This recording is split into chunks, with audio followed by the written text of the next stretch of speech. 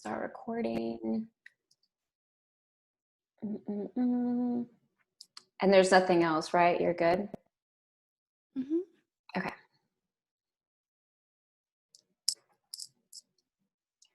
Welcome back, and thank you so much for joining us for another soul-driven interview. These interviews are with people from all walks of life who have discovered their true soul purpose, are living it out every day, and have lots of wisdom to share with us. Today, I'm excited to introduce you to Venessa Rodriguez. She is a functional nutritionist, certified health counselor, and intuitive nourishment guide. Through her holistic wellness company, Wildly Rooted, and her podcast, Feed Your Wild, Venessa's mission is to get to the root of our collective dis-ease and remember the soul back into medicine through radical nourishment of mind, body, and spirit.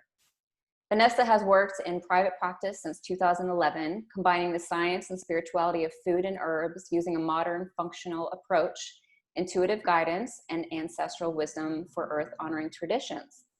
Venessa is core faculty at Hawthorne Institute and works as a lead nutritionist at Northwest Memory Center, holds a BA in International Studies from University of Chicago, a master's in Human Nutrition and Functional Medicine from University of Bridgeport, multiple nutrition coaching trainings, and membership with functional nutrition educators.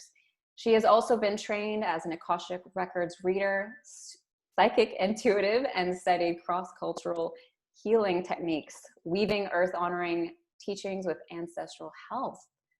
Excuse my tongue-tied there. Welcome to the show, Venessa. Hey, thank you so much for having me. Yeah, there's a lot in there. Yes. Well, you have this way of words. You have always used, I think, just like wholehearted words with anything that I've seen you do online. And I'm used to lots of small words like, and so I get tripped up pretty easy. Yeah, I trip myself up for sure. It's a good thing. It's a good thing. We can all jump back up. So we're going to dive right in. And I've got my big question. What makes you soul driven? Yes, I've been thinking about this question and there's so many different answers. And I was like, okay, well, what wants to come through today? Like what feels most relevant to what's happening right now and in my body? And you know, I think having worked with the soul and on a soul level with people for so long, I see that we are all soul driven. We are always soul driven. But what I think has led me to a life where I feel like I'm actually living a life that's soul driven is having an experience for a very long time of not doing so. So like contrast and experiencing a lot of resistance and pain when you're living a life that is not soul driven. And because, you know, we all have that inner compass and GPS. And we always have those messages and those feelings in our body and our heart, maybe, you know, synchronistically or like things just not working or feeling stuck, all of those things related to living a life that maybe isn't in full alignment or soul driven. And so I've had a lot of contrast in my life. I've had a lot of resistance and experiences of pain. And I would say that those are the biggest catalysts to eventually moving into a life that is a lot more in flow and really soul driven. So that's something that is, you know, not easy to do. I don't think it has to be that way for everybody. But in my experience, my personal experience, that's the way it has unfolded for me in my life. And I see that in working with a lot of people with challenges and experiencing a lot of, you know, contrast in their life. And by contrast, I mean, you're not having what you want.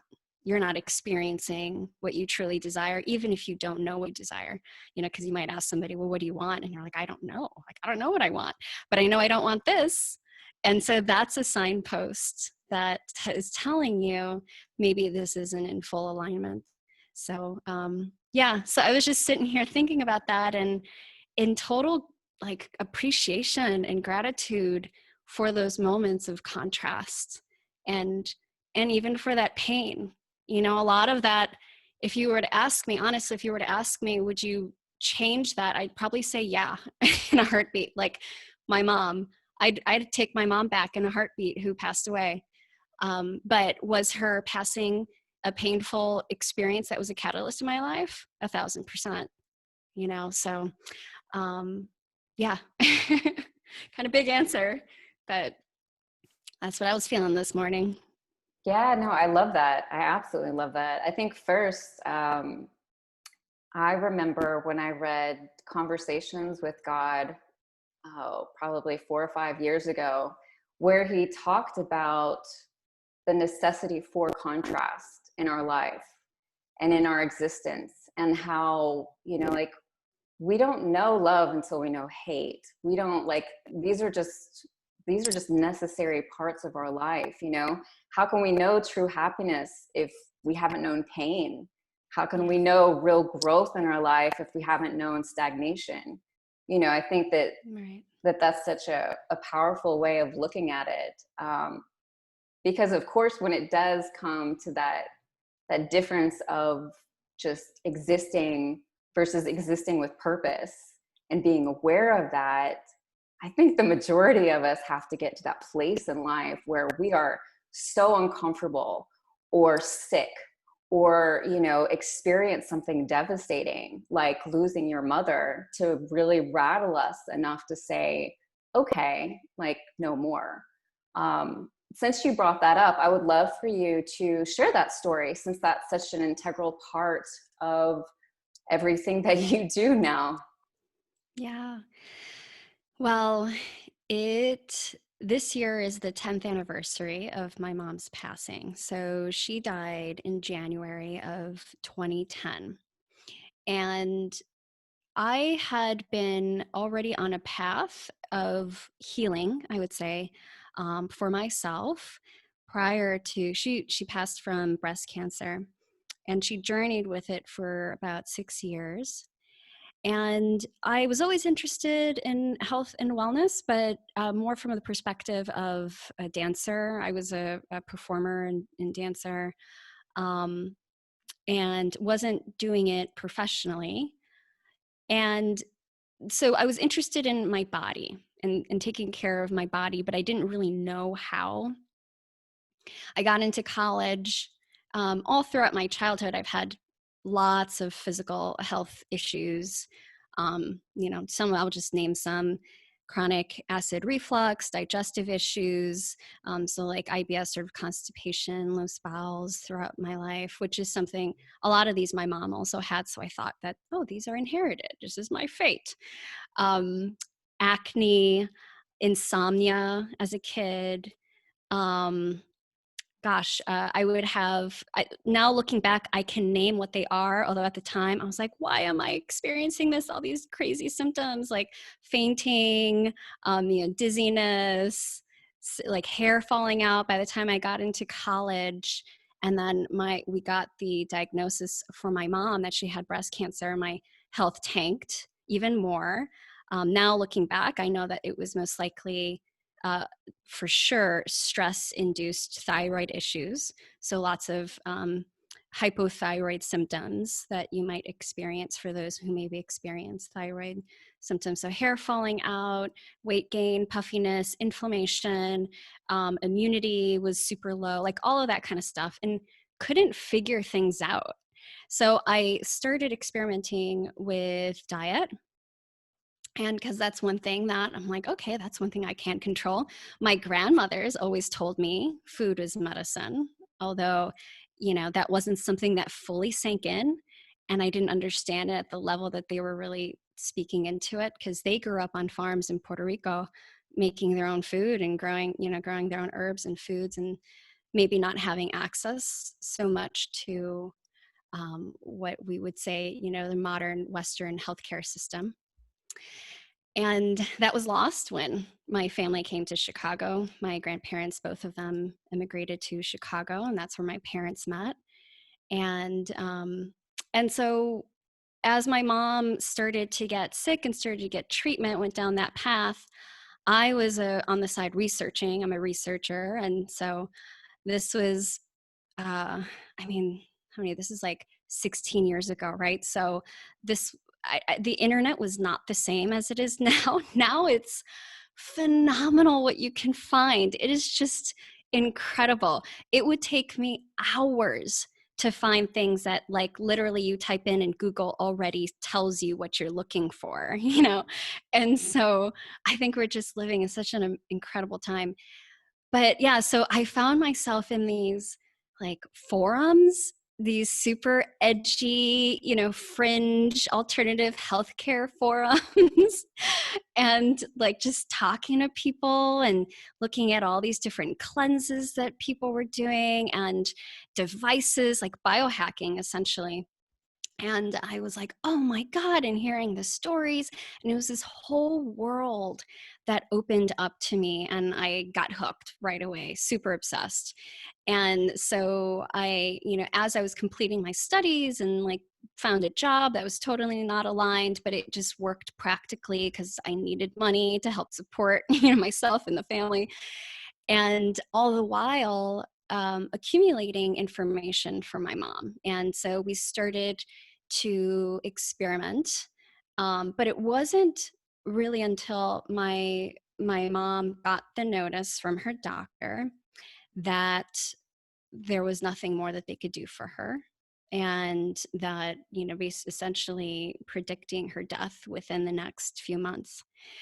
And so it was when my parents received that that message of there is no more that we can do for you in the Western medical system, that they looked to us, myself and my siblings, who were kind of like doing this, you know, guerrilla researching of alternative methods and saying, hey kids, like, what do you have? Because now we have no choice but to do that, which unfortunately that was the case. You know, I think a lot of maybe traditional families are like that, where it's scary. You know, you want to listen to the professional that you're paying, the doctor, and sometimes they don't have the whole story. You know, I think the Western medical paradigm has really shifted away from what, you know, the power, the intuitive healing powers, the intrinsic healing powers that our body has. And so is this path at that point for us to kind of circle back and come back to it, and it started with food.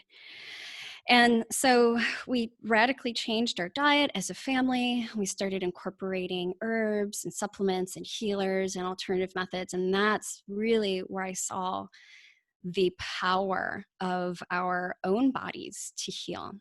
So a lot of the symptoms that I was experiencing were gone. Like, I no longer had chronic acid reflux, digestive issues. I was sleeping great. I felt incredible. I was at my ideal weight, where, you know, looking back, people might say, well, you didn't really have a weight problem, but it's more around like inflammation and feeling really good in your body, you know, because I think you could be healthy at any weight. Um, and so all of these things were going away, and I was like, this is a freaking miracle. Like, our bodies are amazing. And it really led me to dive deeper into the powers of our body, and I wanted to help others. Well, at that point, it was too late for my mom in the game to really turn things around. There was a lot of other stuff, complications, and, you know, the system, like, we ran out of money. We couldn't afford to pay for things out of pocket anymore. None of the alternative healing modalities were covered by insurance. And so I really feel for a lot of people who don't have the resources, and we did as much as we could, but it wasn't quite enough. And so my mom ended up passing away in January of 2010. And that event, like I'd mentioned earlier, was probably the most difficult and transformative experience of my life. And I remember this moment because we were with her when she died in the hospital. She was in the hospice center of the hospital. And the day after she died, and we were driving back home, it's like so surreal for anybody who's lost a loved one, you know, and like the day after, it's the most surreal thing. And we're driving back home, and I had this heartfelt experience, like very embodied experience, that I was here to help others so that they didn't have to suffer the same fate. And by that, I mean, I was able to change my health in my life. While I was not able to change my mom's fate, there was a lineage of dis-ease that I stopped at myself. And it wasn't going to go forward living through this body. Because as I mentioned earlier, I looked very much like my mom. We share phenotypically, we're very similar. I had a lot of the same symptoms when I was younger. She was like, oh yeah, like with the terrible periods or the asthma, like, oh yeah, that just runs in the family. That's how I was. That's how your grandmother was. And I was like, no, this is stopping here.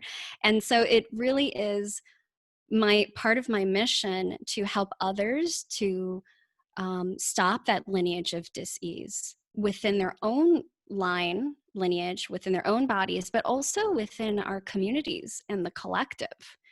And I think we're seeing this now more than ever, that change, it needs to happen. Like it has to. And especially when it comes to really supporting ourselves and our bodies, with the rates of chronic illness like crazy exponential and on the rise, we can't sustain this. We're so sick as a society and a collective. And so what I have found is a huge component of that is bringing soul back into medicine, and that remembrance of our intuitive capacities and our ability to heal ourselves. So, you know, that's evolved over the past decade. And yeah, gosh, it has been such a crazy and beautiful journey. So I'm grateful for being here. But yeah, that's a little bit of how I got here. Well, thank you so much for sharing about your mom. And I mean, I think that when I first came across you, which I had started listening to, of course, your podcast last fall, and then started diving deeper because I was like, she's cool. I need to know more. But when I read that story, I just, you know, my father is like my favorite person in this world. And anytime I read about anyone losing their parent, like, I mean, all I have to do is think about it, and I start, you know, like getting all teared up, because it's just, like my father had an accident a couple of years ago, and really he should have passed away, but thankfully he didn't. Wow. But like when you just shared now, like the day after, you know, like when this happened to my father, I was actually the one he called. I was the one who was able to help and all of that. And I was good. I was on top of it. Adrenaline was kicked in. I was calm. And the next day I was like, Yeah, totally fell apart, because it was like, I realized, you know, my father's like, he's not immortal. He's not going to live forever. So I just think it's such a powerful story that you have. I'd love to know more. You touched on it briefly, and it was certainly something I wanted to talk with you about. But in regards to health and our genes, you know, do you think it's capable, like we're capable of changing our genes irregardless of what we've got going on inside, you know, when it comes to our nutrition and the future of our wellness? yeah. Well, in my understanding, we come here with a blueprint, so to speak. And, you know, this blueprint, just like, you know, we can use the analogy of a blueprint of a home. We can create and build a structure that looks different depending on, you know, what's added. Do we decide to actually like raise that thing or not, even though the potential is there because the blueprint has it laid out? And so just like with our genes, we might come here with a signature blueprint, But what gets expressed and turns on and off is really dependent on the environment and our choices on all these different levels. And we can also make radical shifts that then, we, in simplistic language, turn on or off certain genes, even though it's a lot more complicated than that. So I saw that in myself. I had that blueprint for what dis-ease might look like for me. And then through dietary lifestyle shifts and also shifts in terms of, stress reduction and tapping into spirituality and living a soul-driven life, a lot of those started to shut off the dis-ease sort of, blueprint potentials, and a lot more turns on. And it's my belief that we have also the capacity to turn on and express things that maybe in our line, in our lineage, were never turned on. We didn't even know that we had, because they're there dormant, or coming in. I feel like we are so much more than our genes. And even just at the genetic level with epigenetics, like even when we stage is there, we know so much that our environment, the microbes, the toxins, all of that has an impact on what gets expressed, what doesn't, how it's expressed, etc. And then beyond that, we have our soul and our energy body, and then plugging into like the collective energy. And, if we want to even go into quantum and morphogenic fields, like there's so much beyond the genes that informs our expression of who we are. So that's why I'm the forever optimist. Always, like, even when my mom was super sick, I was like, we could change this, we could shift this, but ultimately it's up to the individual, and it's up to their path, like what they agreed to come here to do. And so you can't force anything upon anyone or force anyone to do anything. But coming back to oneself, it's really about choice and education, of course, like figuring out what does serve you, what doesn't serve you. So there's that investigative process that we all have to have. But yeah, I just get so excited about the new sciences and what we're figuring out, just scratching the very surface of, I think, our potential as humans. Yeah, I think that what's something I really admire about you is that you have your hands in all of these different areas, these different modalities or different, I don't even know if they're modalities necessarily, but my acupuncturist had shared with me just this past year. I mentioned something to her. I can't remember what we were talking about. And she was like, no, I don't believe in genes. And I was like, really? And she said, yeah. And I was like, I just knew immediately that that was true in my heart. I was like, oh, this is awesome. This is what an empowering idea to not only hear, but really take root in, that like, okay, so there's cancer in, my mother's side of the family, all the women, whatever, breast cancer. Okay. That doesn't mean that this is my future. Mm-hmm. So I love that you expanded on that in regards to just like all of the different places that you have studied just thus far. Like, where did you start and where did you even know to start? Mm-hmm. Well, I started with I started with myself, because that's the one like free and accessible thing is paying attention and experimenting with the self, and um, trying out a lot of the things that I was finding through these like random forums and online, which, so sort of like the self-experimentation biohacking, and seeing how it impacted me and how it changed things in my experience and in my body. And that, and also reading the story of others and connecting with others. And literally I'd like write to other people or hop on a call and hop on a phone to talk about them and their experience, eventually asking teachers, asking people who are teaching this stuff. I mean, that really is the Nexus, like the beginning of what eventually became the podcast, like years and years and years later. I just was insatiable with my curiosity for information and gathering these teachings. Because like you said, like I felt so much to be true. And I was like, how do I know that to be true in my body when I didn't have this experience?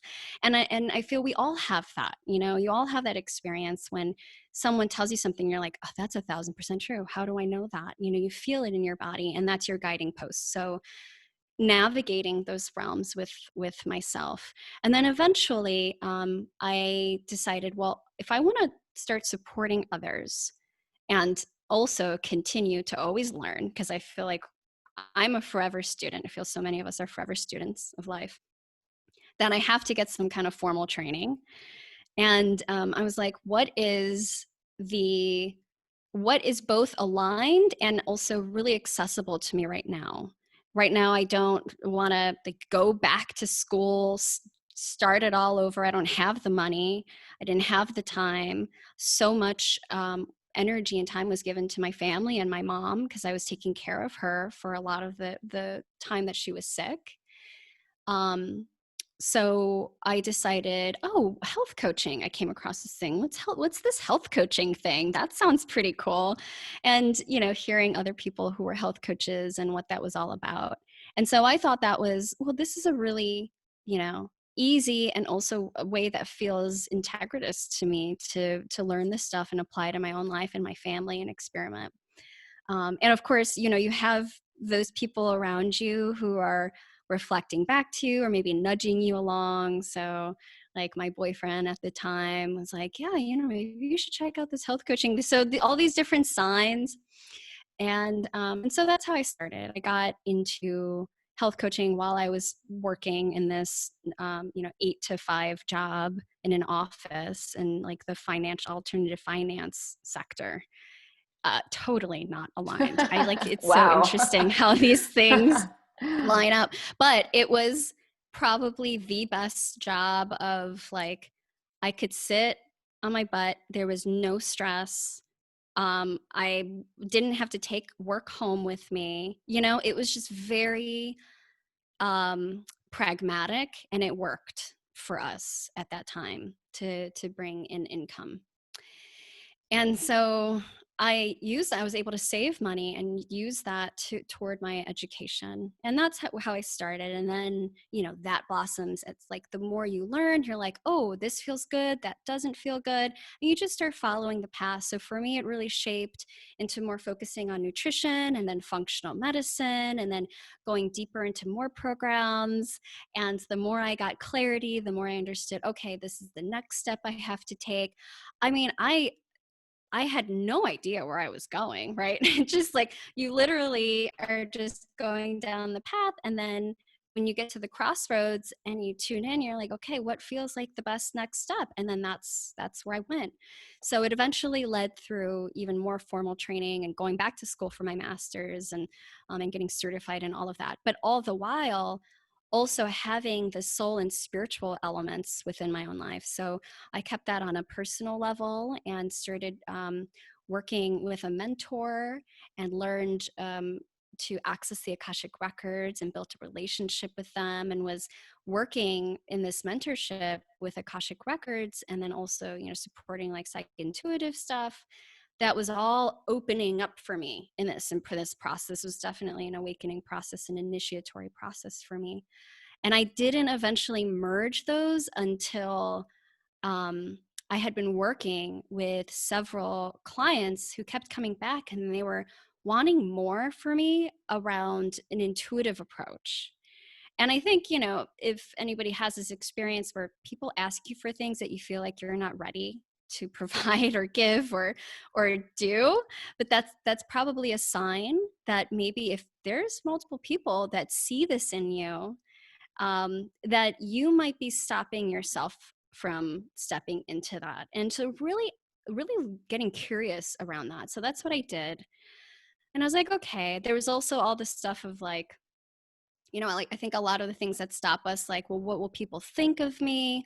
I'm like, I was working at this office, which was super, I mean, finances, right? And like, even though some of my coworkers would come to me during lunch for tarot readings, right? But it was like on the down low. It was like, even though I had a glass office, everybody could see us, but like we hid and we like did our tarot readings in the conference room. And so that was like, okay, I have to merge this. Why am I hiding? Like, this is part of who I am, and I'm hiding it. And yet there's a lot around with the why am I hiding this, and I think that's true for so many people.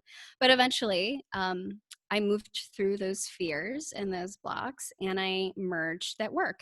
And when I did, it was like, duh, of course. What? Like, this, of course, I'm merging this intuitive and this soul driven path and way of living, and healing, along with the science that I was really grounded in my nutrition work and my health and wellness work.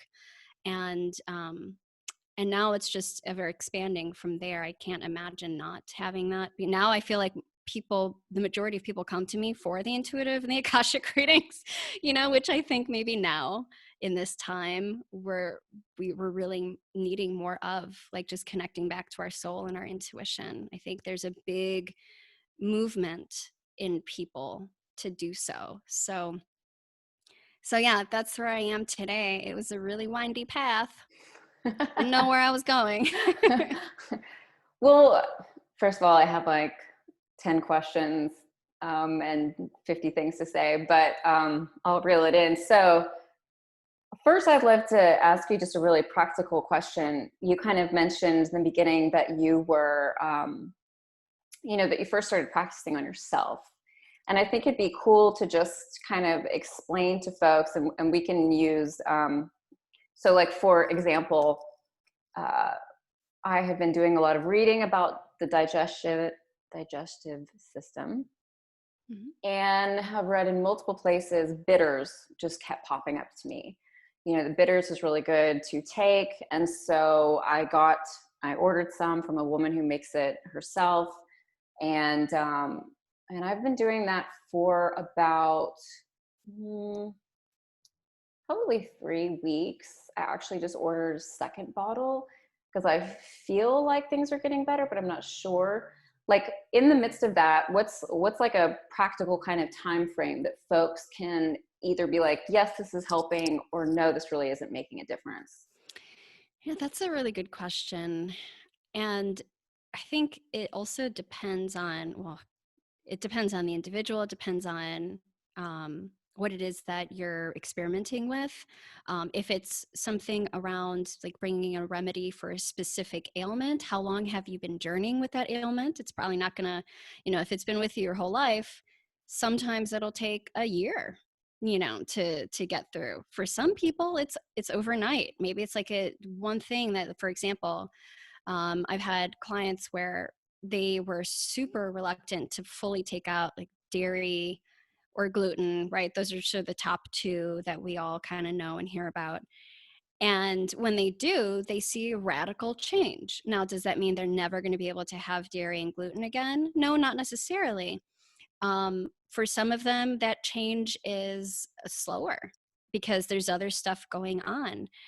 And especially when I'm coming back to your example, when working with herbs and bitters, they're a lot gentler than pharmaceuticals and, something like, for example, a digestive enzyme or a proton pump inhibitor. So antacid, if you have like acid reflux, that works like that typically, but there's usually side effects, and you're not supposed to use them for a long time. Even with supplements in general, I feel like you shouldn't be on them forever, every day. And I'm a huge believer in rhythm and rotation and the seasons of our life, as well as the seasons and the environments that we're living in. So really calibrating everything to all of that. That's why we have to stay so present with our body and really get in tune with how things are affecting our body. So with bitters, it might be like, oh, okay, well, this is helping a little bit, it feels like. Let me continue to do this. And if maybe you don't see the desired effect or like anything within 3 months, then looking deeper, like what else might be going on here that is not allowing me to digest very well? Because I don't believe anything is a panacea, right? I think we're just so complex as these supraorganisms. There's a lot going on. So it's bringing in this very, the art of formulation, if you will, with what works for you. And, you know, with some people, it's even more tuning into stress rather than bringing something externally like a supplement or an herb or changing their diet. It could be, well, if nothing is working, but you still have a relationship that is causing you a lot of pain, then it's nothing is probably going to work, because that might be one of the big roots of what's going on here. And we could see that on all these different levels, mind, body, spirit, right? So even at the physiological level, it's revving up your adrenals and your stress response, your nervous system. When your nervous system is like, ooh, you know, constricted or having to deal with something all the time, it can't heal. It can't allow an environment for healing. And it's constantly communicating to the other organisms in our body that it's not okay, things are not okay. And so everybody is up in arms, right, when we're experiencing something that is a chronic stressor. And I think that's probably one of the biggest challenges that we have as a collective in today's world, is the constant bombardment of stressors, whether that's, you know, through toxins or even now like technology, EMFs and the blue light, like getting us outside of our natural rhythms that we're programmed, designed, our human bodies are designed to live in.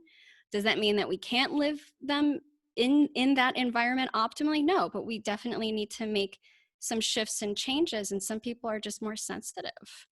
You know, and that sensitivity can be a gift, but we need to really take care of ourselves. So, you know, that was kind of, that answer went all over the place, but I think it kind of is coming back to self-assessment and looking. The way that I work through this with clients is we call it the sacred ecology, looking at the sacred ecology of your life and all these different areas of your life. You know, not just your food and not just the movement, but your actual home environment, the quality of your relationships, right? Like all this stuff that we know that is part of the food of our soul. And we need to really tend to those areas. And usually it's the areas that we kind of put off and resist the longest. Those are the ones that we usually need to look at, and they hold the key that allows, you know, real healing to come in. So yeah, I know that's true for myself. I still have resistance to going into specific areas. And I know that. I know that, oh, there's something there. Isn't that interesting? And why do I keep distracting myself and like moving along and, you know, like, oh, I have to focus on, let's bring in more supplements here because I know what to do. As like a professional, I have that. And I think everybody who becomes sort of like a professional in their area, we have our blind spots because, you know, we think we know, but really like the more you know, the less you know. So yeah, but self-attunement and assessment, I think, is the first place. Yeah. Well, I think we could do like an entire show on just stress in and of itself. And the environmental factors are enormous, enormous. I mean, I just, you know, like you said, if you're in a long-term relationship and it's not going well, or it's not a healthy relationship, it's not a healthy, you know, it's not making you smile, it's like every day you feel insecure or whatever the case may be. I mean, your stomach's going to start hurting, you're going to have headaches, you'll probably have problems sleeping, like all kinds of things are going to come from just that in and of itself. As soon as you started talking, I was like, of course, there's like a bajillion variables in that question. So one of the things that, let me think here for a second. Oh, sorry. Before I go too much further, what I'd love for you to do is explain what functional nutrition is. Oh, sure. Yeah. So functional nutrition is part of a larger umbrella of functional medicine. So obviously with functional nutrition, we're really looking at food as medicine and that very specific area. Functional medicine really looks at, so it incorporates ancient perspectives of looking at the whole person. So it's a whole person centered approach versus in the conventional Western paradigm in the medical system. It's more looking at, well, what does this person have? And looking at the disease state and then going down a checklist. So there isn't a whole lot of customization there. Functional medicine really looks at, for example, through Ayurveda and TCM, these really ancient traditions that are like, well, we're more than just a physical body. And just what we were speaking into, our relationships, our quality of relationships, as one example, that those are part of our ecology and part of our body experience. And we really need to be looking at things related to our health. It's also a systems approach too. So we're looking at how our organ systems are all interconnected. So while yes, it could be helpful to go to a specialist if like that specialist knows a ton about, let's say your gastroenterologist about the gut. But we, for example, we have we have this, that too. We got the butt brain connection. We got the gut brain connection. And so if you're experiencing mood issues, increased anxiety, depression, you better believe your gut has something to do with it, because we have these literal neuronal connection to the gut brain, your second brain in your gut, and what's going on there. And it's so common that I see this, but your gastroenterologist is not going to think about that necessarily, right? Because they're siloed. And so functional medicine brings it all together, looks at the whole body, the whole system, and the whole person. And then there's also a lot of times going deeper through functional testing. So if you go to a conventional medical practitioner, you might get your regular lab work. It's like your complete blood count with differentiation. You have differentials, you have like your metabolic panel, and then that's it. So, or for example, like when you're looking at your thyroid, and I'm getting kind of technical here, but just to kind of describe.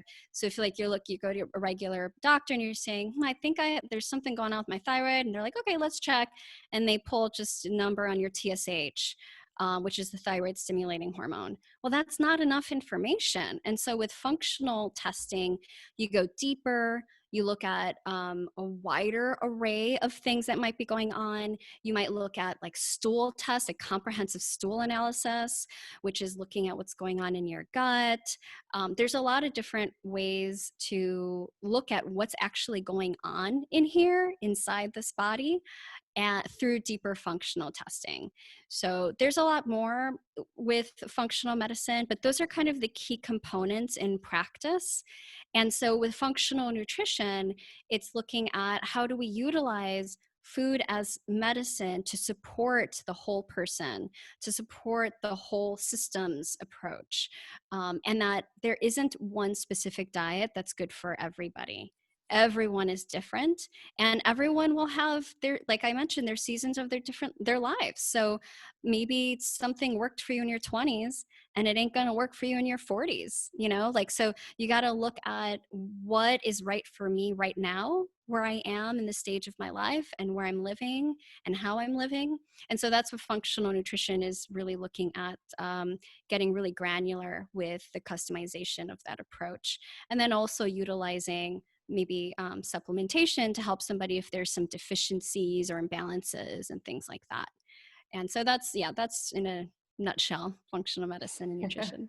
Yeah, I thought it would be good to just kind of define, because it's not a word that you hear often, like it's just not a part of the everyday, like you hear nutritionist, you hear doctor, you hear like whatever, but you don't hear functional nutritionist very often. So I'd love to kind of take a step back and ask you a question and then kind of move into a little bit of a different direction. Sure. But my question is kind of talking about, like, you know, in the midst of your journey, something I loved that you talked about was, you know, like those little breadcrumbs along the way. You know, like you started with this, and then you latched onto this, and then it took you here.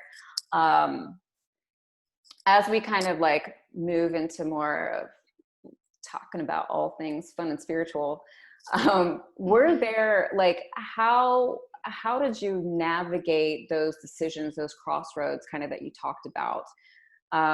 You know, did you make incorrect decisions along the way? Were you kind of like always on board? Like, I call it following the joy, but I feel like maybe that doesn't always happen. But I'd love to know kind of how you navigated Yeah. It wasn't always cute. I can tell you that. that. Well, I feel like this is such a, you know, people see someone who is, you know, gone from a huge experience like yourself, like losing your mother, kind of how things originated in the past. And then all of a sudden, typically when we come to know about them, like, you know, they've had, 10 years of doing this. Yeah. But I think it's really interesting, the journey in regards to making those decisions along the way. Yeah.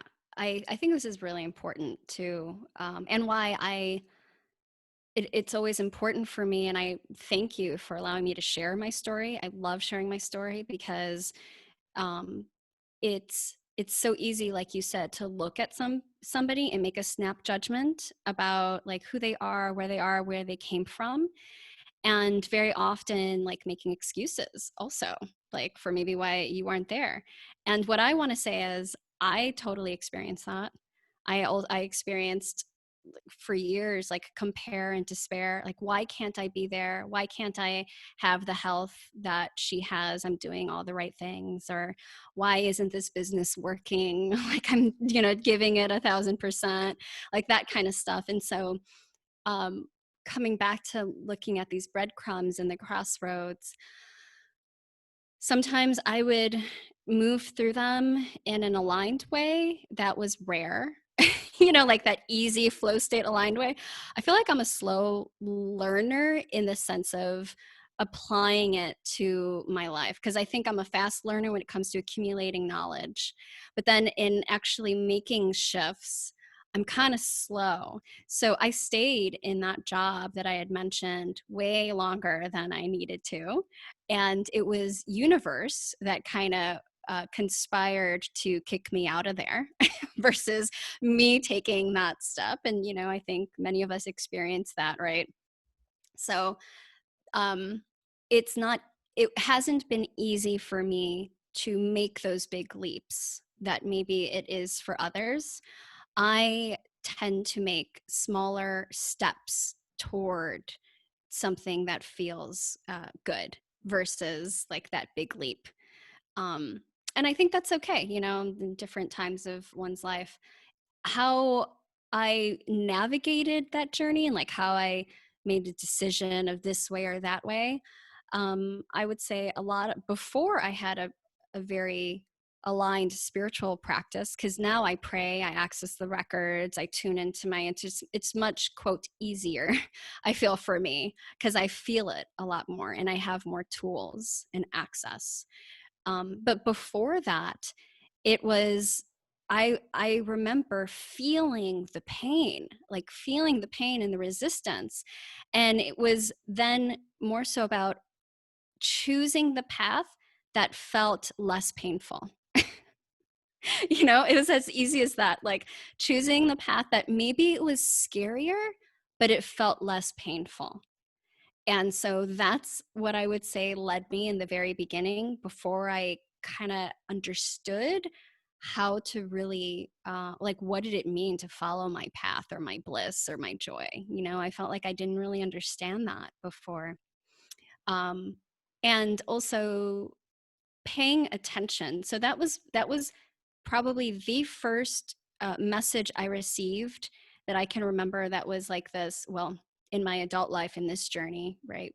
in sort of like my path related to my health and my career. But I remember this time I was starting my studies in spirituality and with Akashic Records. And I remember hearing a voice and it said, pay attention. And it kept coming to me, pay attention, pay attention. I was like, pay attention to what? I'm paying attention. I'm here. I'm like looking.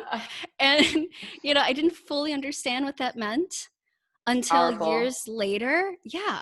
And it's like, holy shit, like that kind of pay attention. It's like dropping in and opening the inner eye.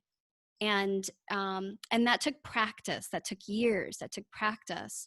Some people, it's a lot easier in that path. They have it already within them. I feel like a lot of the younger generations are like born ready. They're like, we're here to do the work. We see all the bullshit happening. And yeah, that was not my. It was a reclamation process. It was a reawakening and a remembrance, and it continues to be that for me. And so then when I started to really feel into, pay attention, then I was paying attention all the time. And I would look and I would watch and also related to myself. So I was in observer mode. So I wasn't as attached to like the triggers and the reactions that maybe I was more of a prisoner to before. I was able to distance myself from that and see what was happening, like the strings that were being pulled, and see that, oh, that's not me, that's conditioning, or that's not me, that's habit. And being able to unravel that. But, for anybody listening who's like, oh gosh, I'm like there, like that's where I am, I just want to say, have so much compassion and patience with yourself. You don't have to be anywhere. You're perfect where you are. And it's just more of a commitment, coming back to that commitment to yourself, that you're going to commit to your growth. You're going to commit to your path, even if you don't know, you can't see it. You can't see 2 feet in front of you, but you're going to trust. And once you make that commitment to the trust, oh my gosh, it becomes so much easier, because it's almost like, worlds part for you energetically, things open up for you. So I think that's where it really starts. It's just like this paying attention and recommitting to yourself and building that trust. Yeah, I think that's really beautiful. I mean, I call it I should say, it's not like I've been calling it that. But I just recently have started calling it the surrender. That was like the word that was coming to me a lot in the midst of breadcrumb after breadcrumb. Like you, I think I'm someone who I can absorb large amounts of information very quickly, and like I can learn very quickly. But actually, like the action, like where it gets integrated takes a lot more time. And I get really frustrated because my brain works so fast. So like, why doesn't life work so fast? Yeah. And we wouldn't really want that, but you know what I mean? Yeah. So now that you've shared with or talked about the Akashic Records a couple times, I definitely want to dive into that. I've also been reading the Akashic Records, and I love geeking out about them. And of course, you read my records. You were the very first person who read my records, so you'll always So be. honored. So I guess first we should describe, if you could share with folks kind of what the Akashic Records are. Yep. Well, I like to use an analogy that my teacher taught me, because I feel I learn through like story and metaphor and analogy. I think so many of us do. And so the Akashic Records, if we were to imagine this sacred database like a Google or an iCloud that holds and stores the vibrational imprints, the files of everything that has vibration, your soul file, every thought, word, deed, sentient being, inanimate object that has vibration, because they have vibration as well. And so all of that is stored and recorded in what's called the Akashic Records. And so this is a field, if you will, and we're looking at this now, people are talking about the records quantumly from the quantum perspective. So 0 point field, or this collective field that we can plug into, and there's constant communication and vibrations that are hold that we can tap into. So when I'm working with the Akashic Records, and by the way, Akasha is Sanskrit for sky and the ethers, right? And so this Akasha that we can't see, but we can feel into and we can plug into. And that really is even like within us and without us and above us and, you know, through us. It's a field that we can plug into through various methods. The way that I access the Akashic Records is through meditation and sacred prayer, and intuitive channeling. And you can go into the records and inquire about anything that you can tap into that has that stored vibrational energy, or, you know, file, if you will. So let's say you want to know about your soul path and, you know, elements. Maybe you have specific questions, and forming the art to form the question formulation is such a beautiful practice, because it not only on a mental level is a great exercise to attune to what is it that I want to know, really, but also it energetically opens up things for you. And so asking the question is actually part of the process. And asking specific questions will yield more specific answers for you. So I would say, even if you're like, what the heck are Akashic Records, or how do I tune into them, or you feel like you can't, I would say start with a question. Like literally just start asking the questions, because you'll start to receive the answers. Ask and you shall receive. That's like a law that we have in this reality. So starting with the question. But with the Akashic Records, then you can go in, tap into your guides, the ascended masters and teachers, also other beings that are there to help, and yeah, and receive information about what it is that you're asking about. So it could be about yourself, an individual. It could also be about your pet. It could be about a place, a land, and because all of those hold vibration. And what I have found is, through this process of connection with the Akashic Records, it's also extremely healing. It's this light energy that is so healing, and it's in this container of pure love.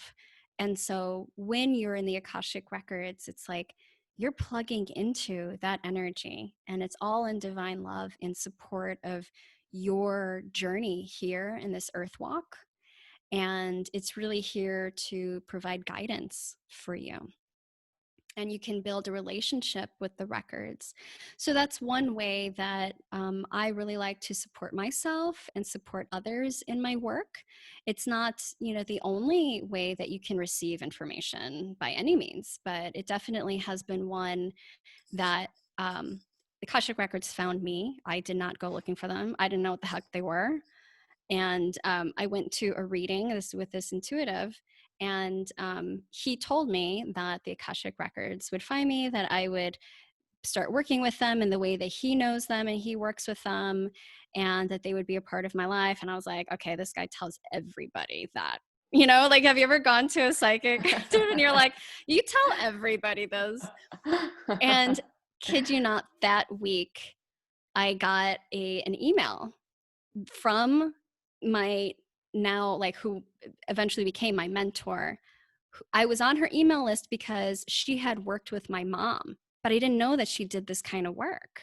She was a Whoa. therapist, and she worked with my mom, and her doctor had recommended her sort of like end of life therapy, if you will. They didn't want to call it that, but. And yeah, so I was like, who's this woman who's helping my mom out? I'm going to sign up for her email list. And then that week I got a message from her about this Akashic record training. And I was like, okay, I have to do this. Like, I'm clearly. So that's what I mean with the breadcrumbs and the synchronicities. It's like, come on, how can you really pass that up? I could have made a shit ton of excuses. I don't have the money. I don't have the time. I don't even know. I wasn't looking for this, but it felt very right and true for me. So I said yes. And I feel like that is one thing that has been pretty consistent in my life, is that I'm very willing to say yes. Yeah. I thought Um, that that was when you were kind of talking about earlier, just in regards to your path.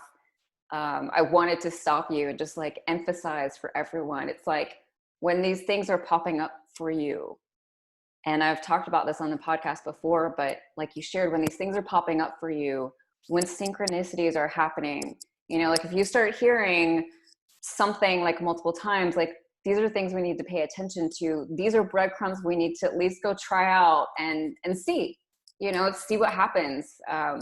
Because it could be something, it could maybe not be, but at least you know, and you know, at least you know. At least that's the way that I look at it. Yeah, and it could be a doorway into something else, you know, so you think you're walking through one door by saying yes to something, and it actually takes you to a totally different location.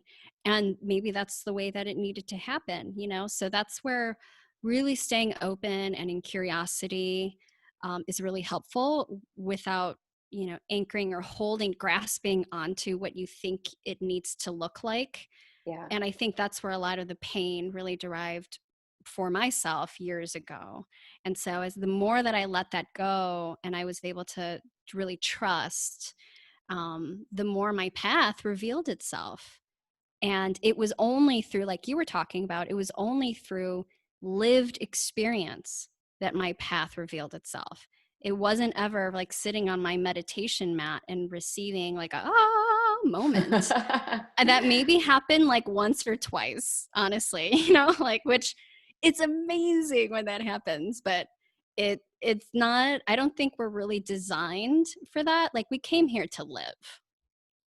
Yeah, yeah. There's a woman I did a past life regression workshop with, and she was like, "Understand, you're on the learning planet. That's what you're here to do. This is not hang out. This is not the party planet. This is not the have fun planet, or like, you know, like all the time. Like this is the learning planet."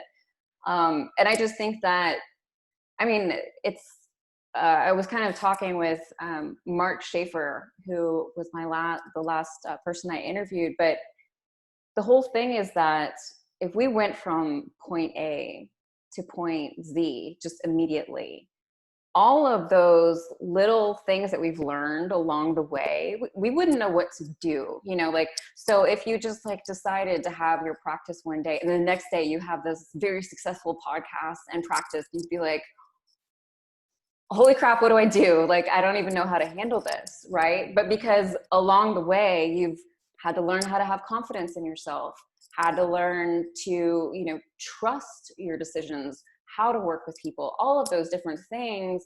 Now, 10 years later, like, you got it, you know, like you're on top of it.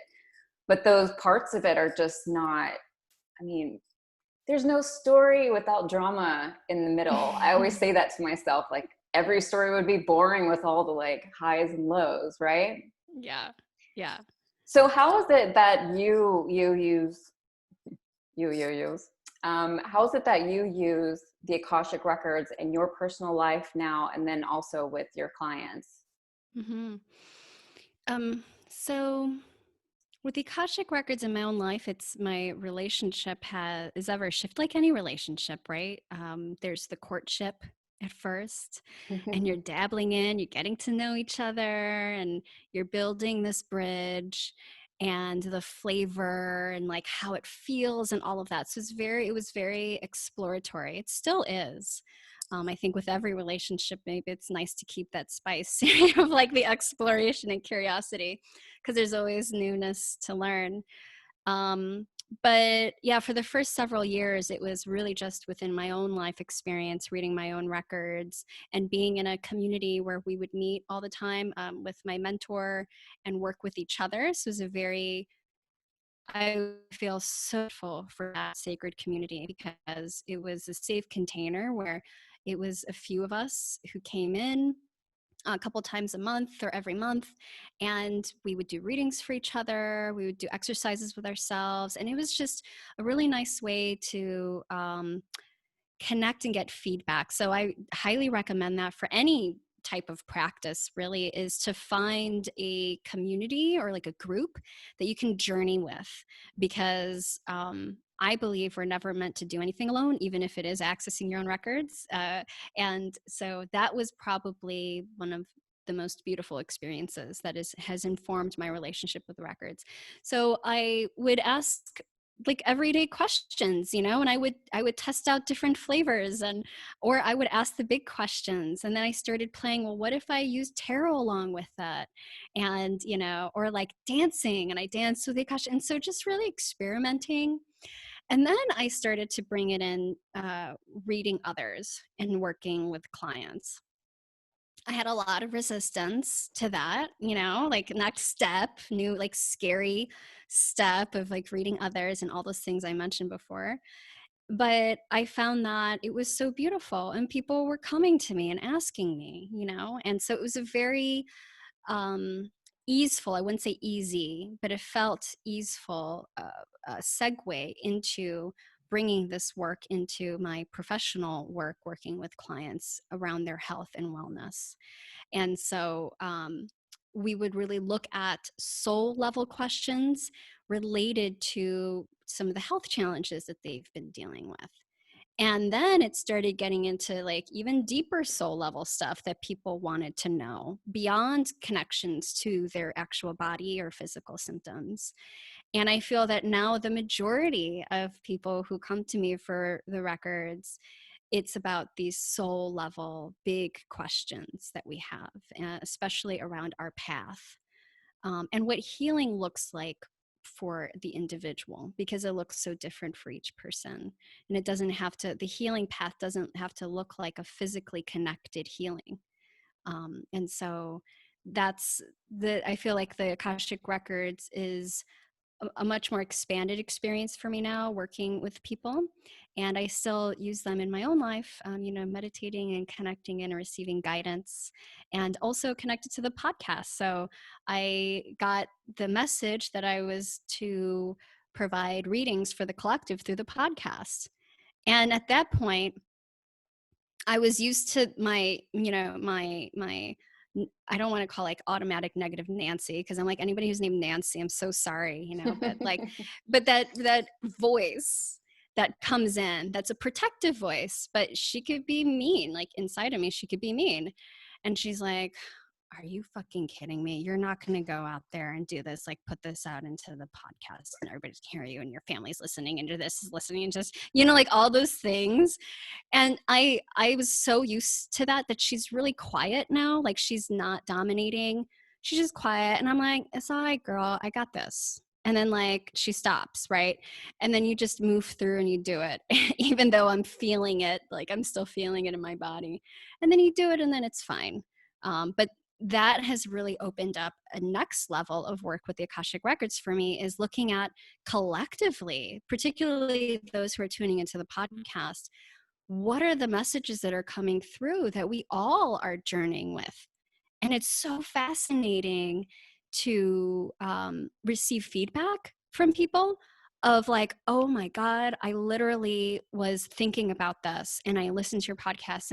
And so I'm not saying that everybody is like that, but it's just it's humbling, because I know nothing still, it's like, I'm still learning and so I guess what I'm trying to say is this journey with the Akashic Records has brought me deeper into this place of awe and like humbling of myself, to stay open, to stay in that place of paying attention and receiving, and really trusting. And it's like taking me deeper and deeper and deeper into that experience. So yeah, it's really beautiful. If anybody's interested in checking out the collective readings and seeing what comes through there,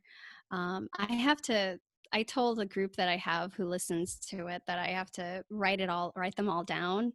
You just have them like what do you call it? The transcripts of the readings, because it's so interesting to come back to. Like I forget about them and then you come back to it and it's like, oh, it's still relevant. It's so fascinating.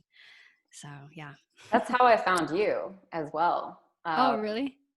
Yeah, I was I was actually researching names for my podcast, and I found your podcast, and then Line Within at the same time. Both of you read the Akashic Records, and I had learned about the Akashic Records in my crystal geek out that happened all through 2019.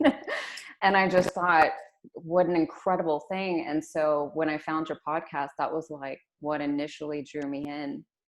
And I love those. I'm sure that you hear it all the time. People are like, I always look forward to them every month. It's always like, okay, I need to know what's going on this month. So I'd love too. Yeah, well, I bet you do as well. I always forget that, like, even, and this is even something within myself that a friend mentioned, but it's like when you do it, then, or when you see someone who's doing it, you assume that they already know ahead of time. They already know what's going on ahead of time. Yeah. So I'd love to segue into a little bit more of your business stuff. Yeah. You brought up your podcast, which is exactly where I wanted to go. It was perfect. So I'd love to just kind of know where the podcast came from in the midst of this journey, and kind of, certainly now that you talked about bringing the Akashic Records in, like, how long did you have your podcast before then? And I would just love to know more about that input in regards to your business. Yeah. Well, right now I'll start with the present moment because I was reflecting on this. We're at like 142 or 43 episodes now. It's awesome. And it's been a little over 2 years. And I think that I started doing the collective readings maybe like, I don't know, like 9 months in or something like that. Or so I had done quite a few interviews, and it was primarily interview based.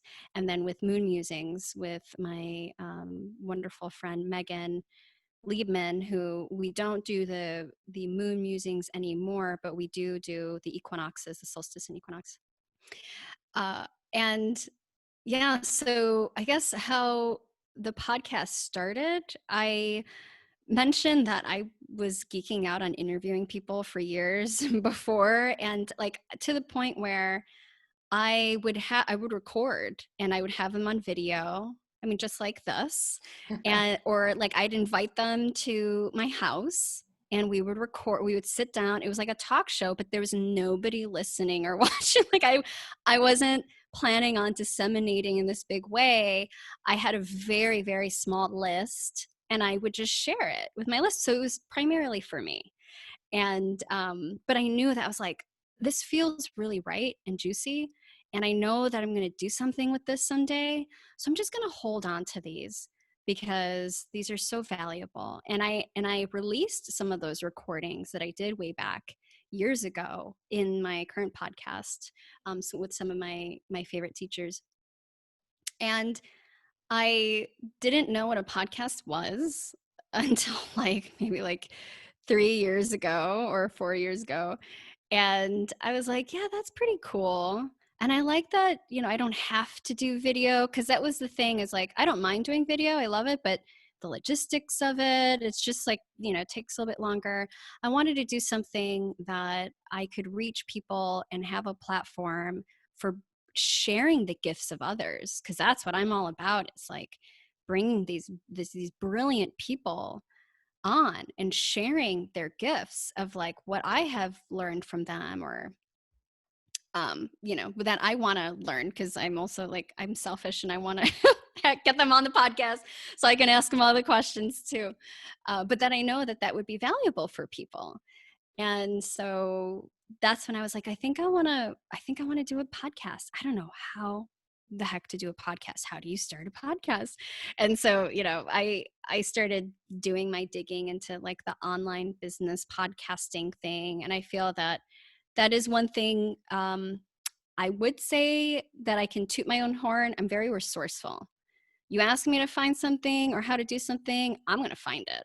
I'm going to do it. That's just like who I am. And I feel that's the only thing, like that and grit, that has kept me on this path for 10 years of trying to build a business and building a business finally. Because it's been a long journey that was very difficult and challenging. But so the podcast came pretty late in my like sort of business game. And yeah, and that came through like meditation. And so I incorporated all that work, the Akashic Records, meditation, in really bringing this vision forward for it. And then the know-how, I just like figured it out and, you know, signed up for a program to teach me how to do that. And then I launched the podcast. And I can't tell you, it's so hilarious because through all the years I've been doing the business, I've like tried blogging. I've tried doing the like weekly newsletter. I've tried, you know, guest speaking and like all these different strategies that they'll teach you. Nothing. I could do nothing consistently. Like it felt like such a drag, or like I had to force myself. With the podcast, now, you know, it is not easy to do a podcast. Takes a lot of time and work. You would think that I would not be consistent with that. I have had a guest on for nearly the entire 2 years every week. I've been on top of it. It's the one thing that, like, somehow I show up for it and the universe shows up for it. And so that's one thing that I've learned too, is you can't force everything. And I worked really freaking hard. Like I show up all the time, but also there's something else that is like guiding me and helping me, and that's allowing me to stay consistent with this too. Is it always going to be like that? I don't know. But it brings me so much freaking joy. I meet people that are, and like people like you, the listeners who come in and connect with me. I'm like, oh my God, we're all soul people, soul family, you know? And it's, maybe that's what it is. It's like really plugging into some sort of collective energy that is helping to run the engine. But yeah, it's one of my favorite things to do. And thanks for asking about it. Yeah, well, like I shared with you before, I don't know that I know any podcaster who's as good of an interviewer as you are. Like you're just Oh, thank you. incredible. Um, I I know I shared with you when you did my reading. I was like, so I want to have you on, but I need more practice interviewing people first. But now, I mean, like, I guess I didn't realize that you have an interview like every week, basically. And that is, I mean, that's a ton of practice. So you go, girl, because I mean, it's hard to have interviews every week. That is a lot of work. I mean, having a podcast, I think in and of itself is a ton of work, but when you're interviewing people, that's even more so. So how much of, like, how did it shift your business when you started doing the podcast, like in regards to, obviously it expanded your reach. Obviously it gave you an opportunity to get in front of new people. How much of a supplement has it been to your business? Mm-hmm. Well, I would say it's a marathon, right? Like it's one of those vehicles that is definitely slow, the tortoise, but steady. Like if you're steady with it, then I mean you'll go the distance, and you'll do it in a way that, you know, I feel feels very good and aligned. So in the beginning, it seemed like a lot of work for no return at all, you know, because it's like, even though on an energetic level, I felt the return, and I knew that like it would come, it would manifest in a way that was a little bit more tangible eventually, but it was not in the beginning. And it was purely just my like enthusiasm and joy of doing it, and also alignment with like knowing that this was something that I had to do. So it was a commitment to that. But now more recently, it definitely has grown. So as I've had more guests on and they share, or I come on podcasts, right, for like yours, which I'm so grateful for. And so little by little, expanding this beautiful energy field and collective of people who are tuning in. And so I get feedback. They let me know, like that's one thing that I'm, and if anybody is into human design, so if you're aware of human, yeah. So what is your, I was actually going to ask you that too. a manifesting generator. Yes, me too. I thought so. Okay. Yeah, I know. I feel like we can always recognize each other. I could I always got this call and it. this and this and this. Yeah. Yeah. And so, one of the ways of living in flow is to respond as a manifesting generator, right? And so by that, I mean, for somebody who's not familiar, it's like when the universe presents an invitation, or somebody presents an invitation to you, then you get to respond to it. And that is how my life has been, literally, right? Like I respond to whether somebody's asking me to do something or this or that. And when I try to make something happen, but it's not happening, like that's when it's not in flow. So that's how the podcast has been. And I'm so grateful that it has increased more of the invitations, right? So that it informs me what people actually want, where this is going. It's kind of like the blueprint is already there, but it's revealing itself. So that's been incredibly helpful connected to my business, because I want to, while I have an idea of, products or services or whatever that I want to put out, like programs, really it only makes sense if people want it and need it.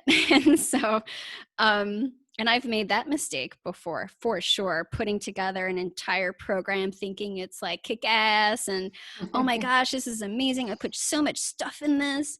And then like crickets, nobody buys, right? I've made that mistake before. We'll never make it again.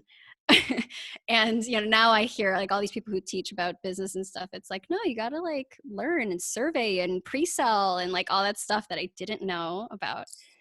Yeah. So the podcast, I think, brings another channel of information that helps to inform me. It also connects me with other people. And my greater vision is really a community vision. It's to connect with especially healers and helpers, and to create a community plugged into this work of healing and health and wellness, so that we can all support each other and really uplift one another. Do I know what that's going to look like? I don't at all, but I feel that that's what's pulling me forward. And I think the podcast is a part of that, because I can connect with a lot of healers and helpers and teachers as well, and those who are listening in. So yeah, I feel like it's informing my business in a lot of different ways. And then of course, introducing people to me who maybe want to work with me. And I would say that my podcast currently is probably the number one source of like new clients or new people in terms of audience, which has been amazing and a blessing. Yeah, I think it's wonderful. I think it's just, I mean, I wanted to certainly bring that up and talk about it because, like most things in our world, people assume that as soon as you start, you're going to blow up. And like, I mean, I've had my marketing agency since 2012, and it does not, every prospect I've ever talked to, every like business owner or whatever, like, and even I do it myself, we assume that everyone's just like hanging out, like waiting for us, that when we put something out there, they're going to be like, oh my gosh, like even if they don't like it, that they're going to be sitting there and waiting for us in some manner or form. But like everything, it takes my number one advice is always consistency, consistently show up, consistently do the thing. I was having this conversation with my boyfriend just last week, because to get the podcast episode out, it was like, oh, it was like coming out of my skin. And even, you know, when I recorded it, he was like, how did it go? And I was like, you know, I just got to keep showing up. And I was having one of those days where I wasn't really being very kind to myself. So I was like, I think it was good. I'm not sure, but it's going to go out. And that's just, I can't have a 100 A+ episode every week. You know, I've just got to keep doing my best. It's just part of it. So I love that you shared that, because I think it puts, you know, it helps people to have more perspective around how long it actually takes to start having some kind of impact on either your business or your life or whatever the case it may be.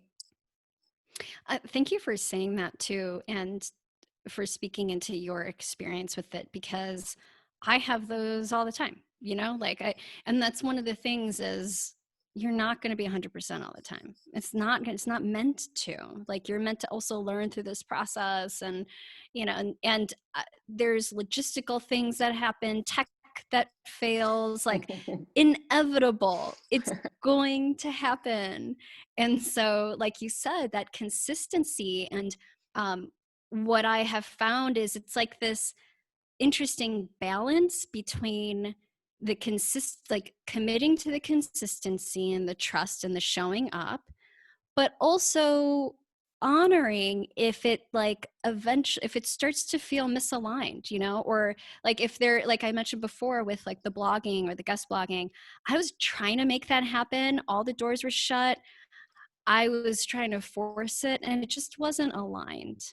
And while this feels definitely more aligned, you still have to, like you said, put in the work and show up and commit, because it's that co-creative process. Yeah, which is huge. Yeah, I 1000%. I think it is. And I'm glad you shared that, because I think that there is that hustle mentality. There is that like fake it till you make it, that like, you know, so if you decide to do this, you have to like beat it into the ground, even if it's not feeling right, even if it's all of those things. And I think it is really, really important. Probably like yourself, like for me anyway, like if I can't do it, it's not happening for too long. You know, like if it's not aligned, it's just flat out, I'm not going to put the, like, even unconsciously, I won't show up as Right. like I won't be able to do it. And I think it's really important for us to try, you know, because that's how you find out. But then, like you talked about, to honor that if it's just not your path, not a problem. At least you know. Yes. Yeah. And what you were talking about, if it's not aligned, and like the self-sabotage, essentially, right? That's one thing that, looking back, you could see 2020 hindsight, way easier to see that in the past, but I definitely had limiting beliefs and blocks and programmings that prevented me from showing up in the way that I needed to, preventing me from committing. And would I have been able to do this podcast like even 6 years ago, 10 years ago? Probably not. Probably not.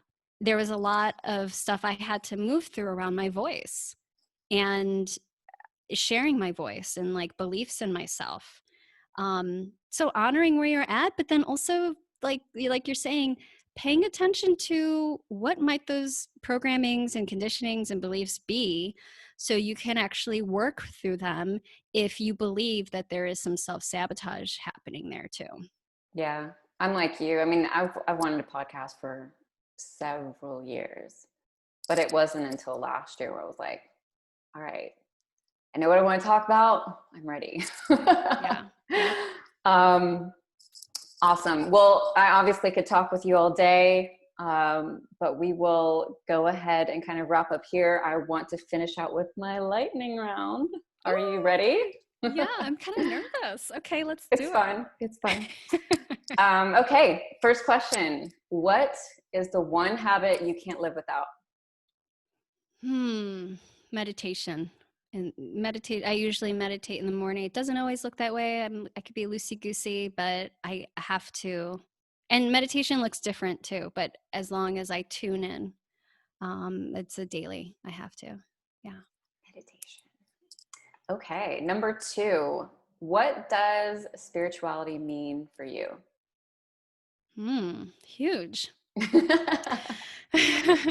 Spirituality is, it's connecting with and living in an embodied way, connecting with who you are at a soul level, and opening up to the support and the unseen reality that we're living with, and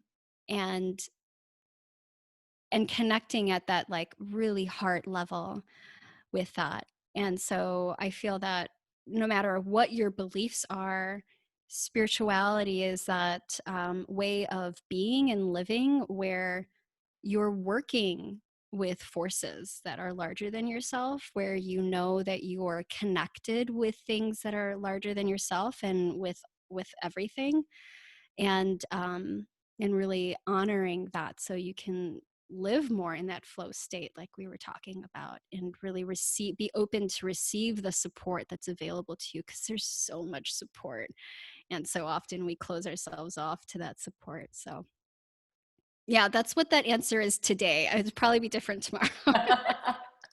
No, I love that. I love that. Okay, number 3. What is your advice to anyone who's looking to find purpose?